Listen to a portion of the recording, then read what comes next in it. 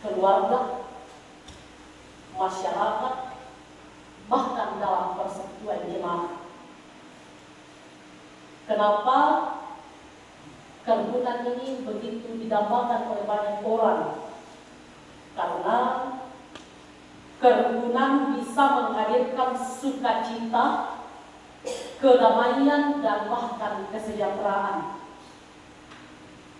Lalu bagaimana pandangan Alkitab atau firman Tuhan dalam menyikapi kerukunan ini?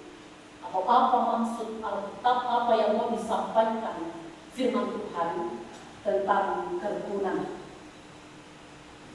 Mari kita sama-sama kembali menyimak apa yang telah disampaikan oleh pemazmur dalam perikop bacaan kita pada saat ini. Nah, saudara-saudara, bagi umat Israel, mereka menyadari bahwa hidup rukun adalah sebuah hal yang baik dan indah dipandang mata.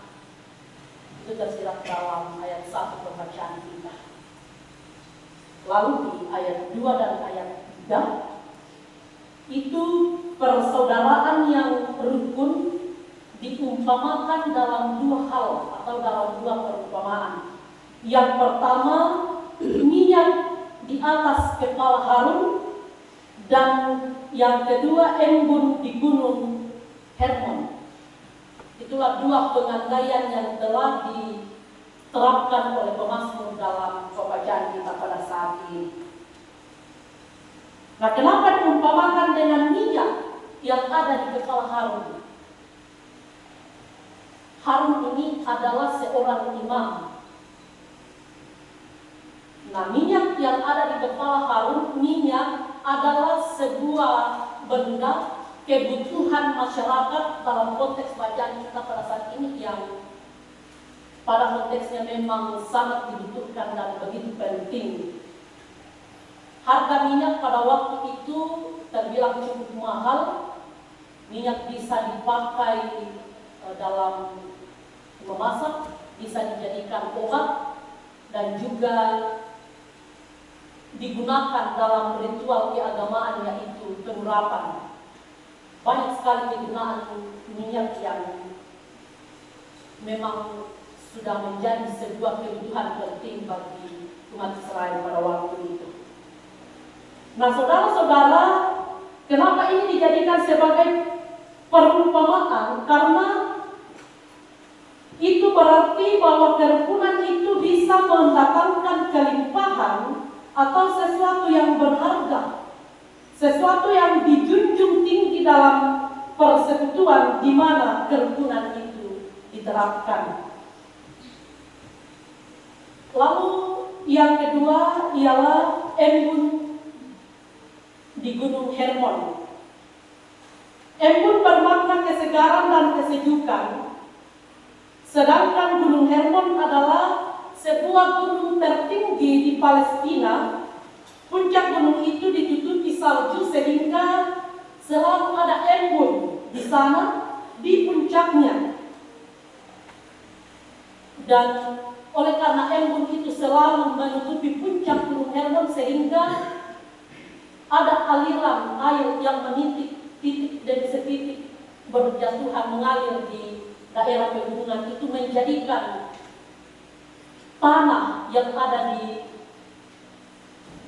daerah gunung Hermon itu tidak menjadi tandus, melainkan subur sekali. Nah, saudara-saudara, itulah sebabnya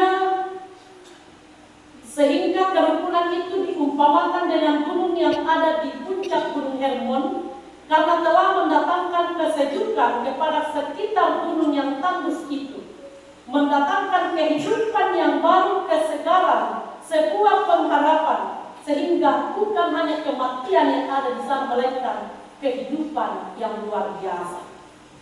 Nah, saudara-saudara, itulah kedua perumpamaan dalam kebenaran firman Tuhan saat ini yang telah diumpamakan sebagai gambaran kerukunan.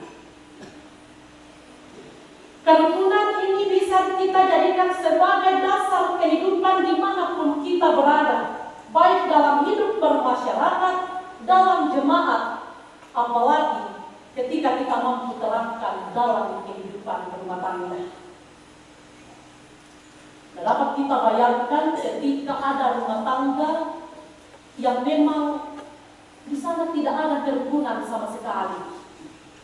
Yang ada setiap hari pasti duka cita, keributan, tidak ada kedamaian, tidak ada hal yang bisa diharapkan.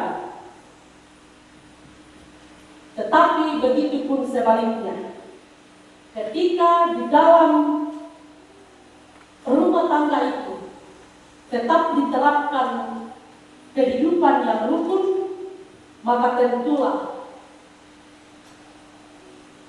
di sana ada pengharapan, ada kedamaian, ada kehidupan yang memang didambakan oleh banyak orang. Untuk itu saudara-saudara, melalui kebenaran firman